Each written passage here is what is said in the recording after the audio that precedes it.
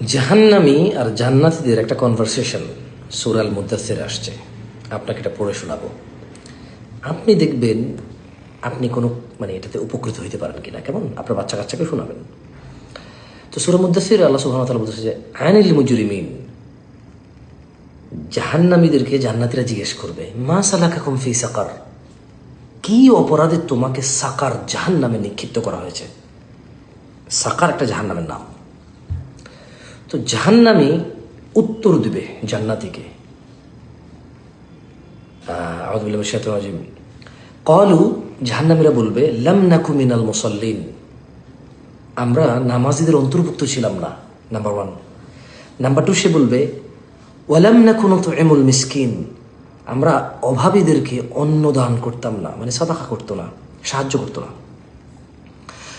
ওয়াকুন্না নাখুযু মাআল খায়িদিন, 3 নম্বর সে জবাব দিবে, আমরা অসার কথাবার্তা তর্ক বিতর্কে, বেকার হুদায়, তারপরে ইররিলেভেন্ট কথাবার্তায়, তর্কতা আড্ডাতে আমরা লিপ্ত থাকতাম। ইসলাম বিরোধী জিনিসকে সাপোর্ট করতো সবসময়, এটা নিয়ে তর্ক, ইসলামের বিরুদ্ধে তর্ক করতো।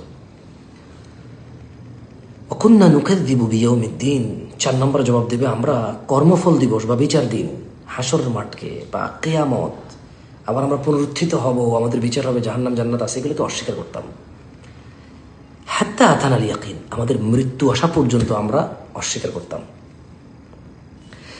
তাহলে সূরা আল মুদাথ্থিরে সাকার জাহান্নামীরা 4টি কারণ বলবে ওদের সাকার জাহান্নামে থাকার।